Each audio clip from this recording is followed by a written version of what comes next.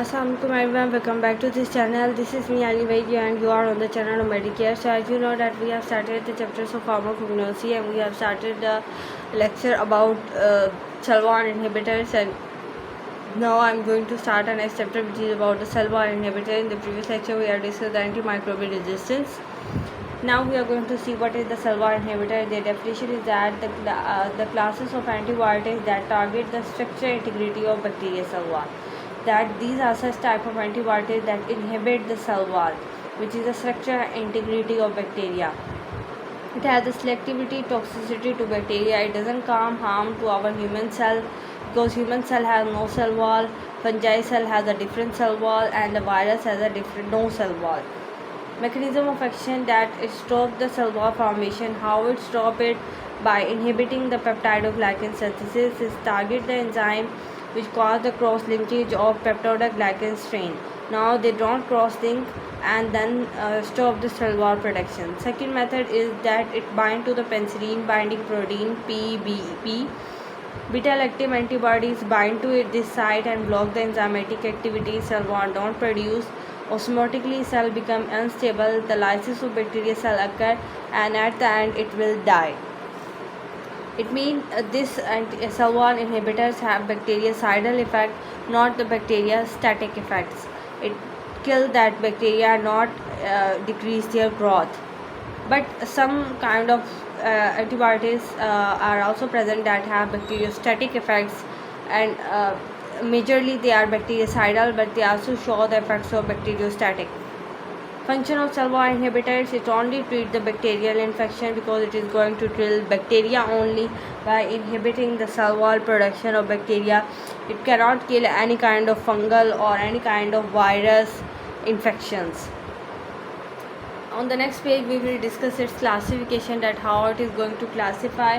It classifies on the basis of its structure or mechanism of action. SALV1 inhibitors have the two types: beta-lactam antimicrobial bacterial drug or beta-lactam antimicrobial, and we can call it antibacterial drug because it only affects the bacteria cell wall. First, the beta-lactam. This is an antibiotic which contains the beta-lactam ring inside it.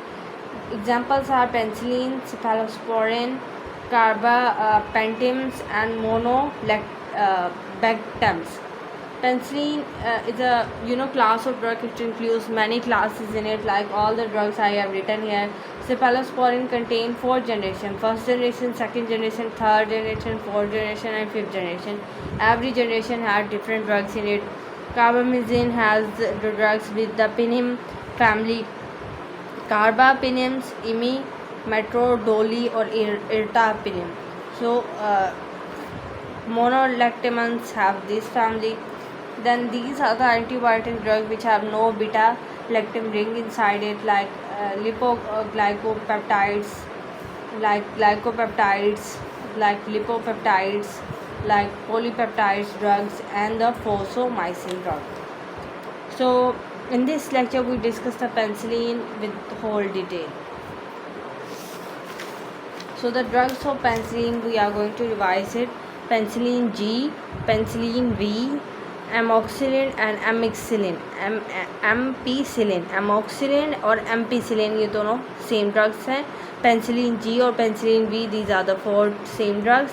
Then these 2 drugs are same, which is nafcillin, oxacillin.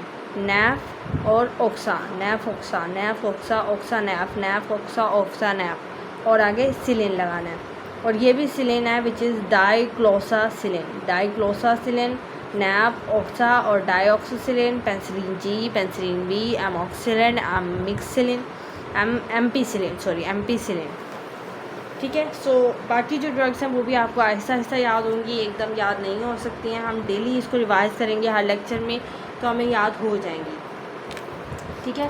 सो हम लोगों ने अब तक क्या पढ़ा कि SALV1 inhibitors क्या हैं, वो सेल वॉल की स्ट्रक्चर को अफेक्ट करते हैं, सिलेक्टिवली टॉक्सिक हैं, ह्यूमन सेल, फंजाई सेल और वायरस सेल को कुछ नहीं करेंगे. मैकेनिज्म क्या है, इनहिबिट करते हैं पेप्टाइडोग्लाइकन की सिंथेसिस को, और किसको करते हैं, बाइंड कर जाते हैं पेनिसिलिन बाइंडिंग प्रोटीन के साथ. फंक्शन क्या है इनका और क्लासिफिकेशन क्या है वो मैंने आपको बता दी. पेनिसिलिन की ड्रग्स क्या क्या हैं, अगर मैं इसको ख़त्म कर दूँ, अब आपने ज़बानी बताना है. ठीक है, देखना नहीं है. सो पेंसिलिन की drug penicillin G, penicillin V, very good. Amoxicillin आप भी मेरे साथ रिवाइज करें, ampicillin, okay, oxacillin, nafcillin and dicloxacillin. ठीक है, सो पेंसिलिन की ये सारी ड्रग्स हमें याद हो गई हैं। अब नेक्स्ट लेक्चर में हम सेफेलोस्पोरिन की इन ड्रग्स को याद करेंगे, बट अभी के लिए हम आगे चलते हैं और आगे का लेक्चर कवर कर लेते हैं। सो बीटा इलेक्टिव एंटीबैक्टीरियल जिनके अंदर बीटा इलेक्ट्रम रिंग होती है, मैकेनिज़्म क्या है, ये बाइंड कर देते हैं पेंसिलिन बाइंडिंग प्रोटीन साइट को या पेप्टाइडोग्लाइकन की क्रॉस लिंकिंग को इनहिबिट करते हैं। ये दो मैकेनिज़्म है जिससे इसने काम किया, जैसे पीछे लिखा था। पेंसिलिन को स्टार्ट करते हैं जो कि एक बीटा इलेक्टिव एंटीबायोटिक है। पेंसिलिन की हिस्ट्री क्या है, इसको अलेक्जेंडर फ्लेमिंग ने 1928 में डिस्कवर किया। डैट ये डिस्कवर हुई थी एक मोल्ड के अंदर जिसे हम पेंसिलिन नोटेटम कहते हैं। वो इनहिबिट करता है ग्रोथ ऑफ स्टेफाइलोकोकस ऑरियस। तो यहाँ से ये डिस्कवर हुई। इंट्रोडक्शन इसका क्या है, penicillin is a cell wall inhibitor. It is a class of antibiotics that contain the beta-lactam ring inside it, and it is a group or class of antibiotics that are derived from the Penicillium notatum fungi. Importance of penicillin is that it is a broad spectrum, so it is effective against both gram-positive or gram-negative bacteria. Structure of penicillin, that this is the structure of penicillin, 6-amino penicillinic acid. This is a beta-lactam ring inside it. This is the site, this C and N bond. This is the site of hydrolysis by penicillinase or acid. This R group, the nature of R group determines the drug stability against the hydrolysis or enzyme or acid activity, determines the antimicrobial spectrum or cross hypersensitivity. Basic structure of penicillin दो चीज़ों पे consist है, एक core है एक side chain.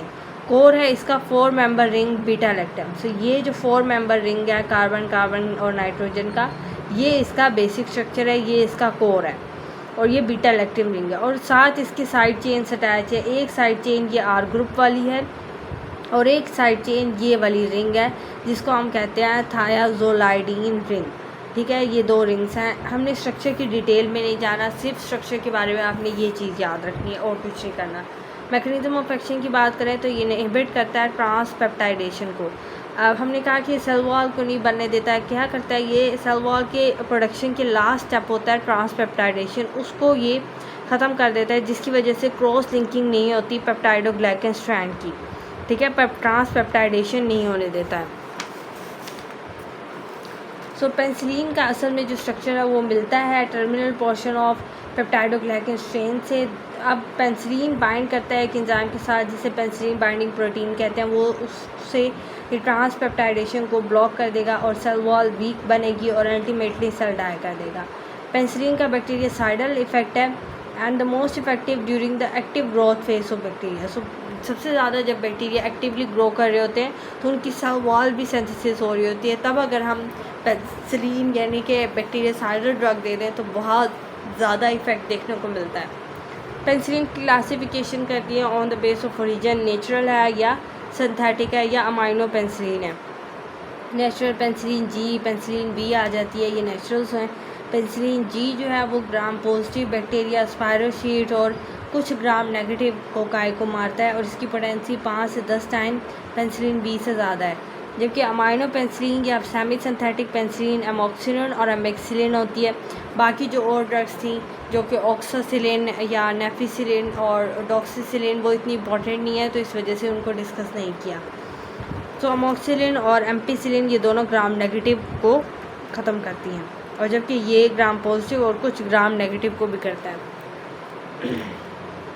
आगे जी ये detail आ गई है नेचुरल पेंसिलिन की, जो कि पेंसिलियम क्रिसोजिनम से ऑब्टेन होती है आफ्टर द फर्मेंटेशन। पेंसिलिन जी जो है पेरेंटल फॉर्म यानी कि इंजेक्शन की फॉर्म में देते हैं और पेंसिलिन बी ओरल देते हैं।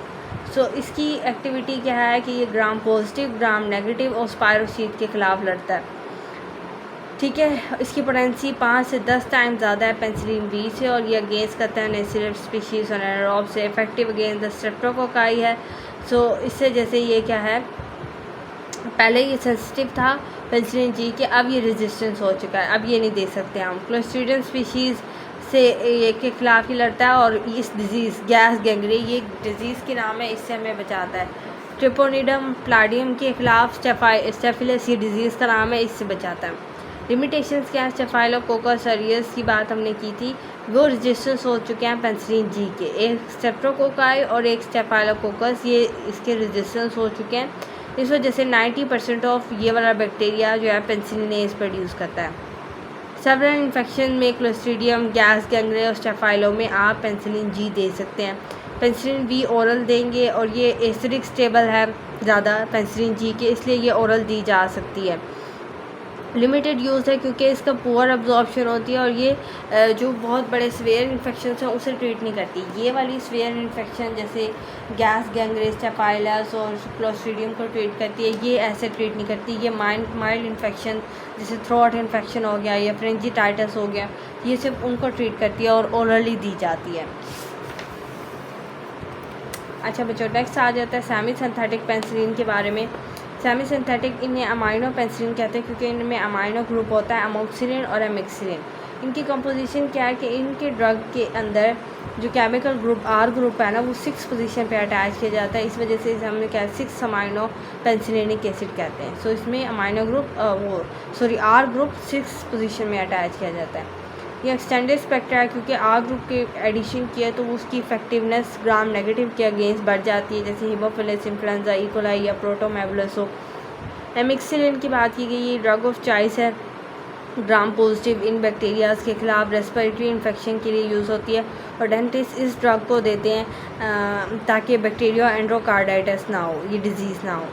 Combination of beta lactamase, amoxicillin or amoxicillin can be combined with beta lactamase inhibitors। ये beta lactamase inhibitors की ड्रग्स हैं, उनके साथ कंबाइन कर सकते हैं।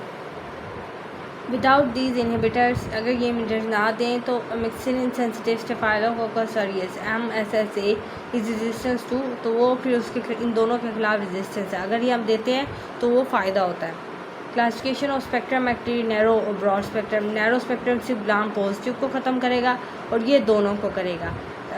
ये वाले जो नेचुरल आ रहे हैं वो नैरो स्पेक्ट्रम है और जो सिंथेटिक हैं और जो अमाइनो पेनिसिलिन है तो वो ब्रॉड स्पेक्ट्रम है। क्लासिफिकेशन की बात करते हैं on the base of resistance to beta lactamase. So कुछ हैं बीटा लैक्टिमेज सेंसिटिव यानी उसके खिलाफ सेंसिटिव हैं और कुछ हैं उसके खिलाफ रेजिस्टेंस। पेनिसिलिन जो कि सस्टेप्टेबल है, वो पेनिसिलिन जिनकी बीटा लैक्टिमेज से हाइड्रोलाइसिस हो सकती है, ठीक है, ये वो पेनिसिलिन जैसे पेनिसिलिन जी या अमेक्सिलिन, ये वो पेनिसिलिन है जिनकी बीटा लैक्टिमेज से रेजिस्टेंस जो रेजिस्ट है उनकी उससे हाइड्रोलाइसिस नहीं होती, जैसे मेथिसिलिन, नेफोसिलिन और ऑक्सीसिलिन, ये इसकी एग्जांपल्स आ जाती हैं। नेक्स्ट हम लोग देख लेते हैं, तो उसके बाद हमारा बिल्कुल थोड़ा सा ही चैप्टर रहता है। Actually this chapter is so long, so that's why I am going to cover it. Classification of infection की बात करते हैं तो 2 तरह के इन्फेक्शन ट्रीट करते हैं, एंटी स्टेफाइलोकोकल पेनिसिलिन और एंटी स्कूडोनोमल। स्टेफाइलोकोकल को हम कहते हैं बीटा लैक्टिमेज रेजिस्टेंस पेनिसिलिन क्योंकि उसको रेजिस्ट करते हैं, ट्रीट करते हैं infection cause by staphylococcal aureus because it produce penicillinase.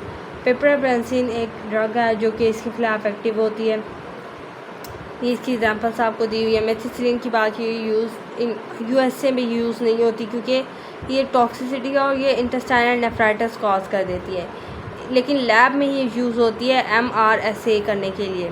MRSA cause community and hospital acquired infection, ये कॉज कर सकता है resistance to most of beta lactamase antibodies. अच्छा आगे आ जाते हैं, आगे हमें बताया हुआ एंटी माइक्रोबियल स्पेक्ट्रम बताया एमिसिलिन का और पिपरीसिलिन का। एमिसिलिन इन बैक्टीरिया के खिलाफ एक्टिव है और पिपरीसिलिन इन बैक्टीरिया के खिलाफ एक्टिव है।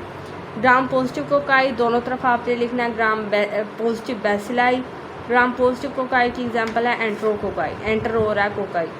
फिर ग्राम पॉजिटिव बैसिलाई में लिस्ट्रिया मोनोसाइटोजेनेसिस लिखना है, यहाँ पर इसकी एग्जांपल्स नहीं है। Gram negative cocci, gram negative road वगैरह भी आपने लिख देना। रोड में आगे एग्जांपल आएंगी E coli, haemophilus influenza, proteus mirabilis and salmonella typhi, इधर इसकी भी एग्जांपल्स आई हैं।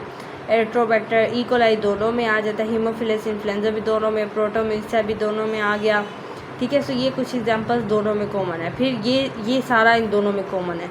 एनारोबिक ऑर्गेनिज्म स्पाइरोसीड, माइकोप्लाज्मा और कैलेमाइडिया, सो ये बहुत सारी चीज़ें इन दोनों में कॉमन है। रेजिस्टेंस अगेंस्ट द पेनिसिलिन आ जाती है।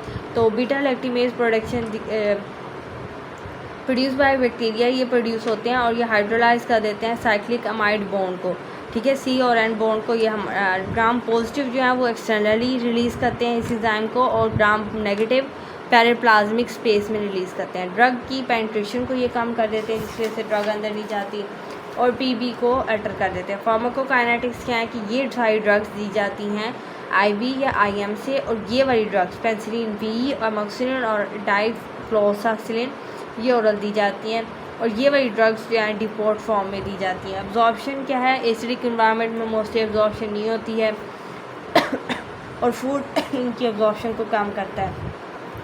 प्रेगनेंसी और लैक्टेशन में नहीं देनी, ठीक है। और डिस्ट्रीब्यूशन क्या है, बहुत अच्छी डिस्ट्रीब्यूशन होती है, और ये प्लेसेंटा ब्रेवियर को भी क्रॉस करती हैं, इसलिए टेट्रोजेनिक हैं। सीएसएफ को क्रॉस करके ये मेनिंजाइटिस में ना जब भी इन्फ्लेमेशन होती है तब ये सीएसएफ को क्रॉस करती हैं, वैसे नहीं करती हैं। तो अगर आप किसी पेशेंट को मेनिंजाइटिस है और हम उसको दे देते हैं तो फर्स्ट डे ऑफ ट्रीटमेंट में ज़्यादातर एमिक्सिलिन जो होगी ये ब्रेन में चली जाएगी, ठीक है, और फिर 5th डे पे और कंसंट्रेशन होगी, और फिर 10th डे पे बिल्कुल स्ट्रेट लाइन आ जाएगी। वो इस वजह से क्योंकि इसने इन्फ्लेमेशन को ट्रीट कर दिया है। मेटाबॉलिज्म प्राइमली ये मेटाबोलाइज लीवर से ही होती हैं। एक्सक्रीशन ये किडनी से ज़्यादा होती है, सलाइवा से और ब्रेस्ट मिल्क से भी रिलीज़ होती हैं। एडवर्स इफेक्ट है इनके हिमोटोजेनिक टॉक्सिसिटी यानी कोगुलेशन को कम करती हैं। हाइपर सेंसिटिविटी हो सकती है 10% पेशेंट में।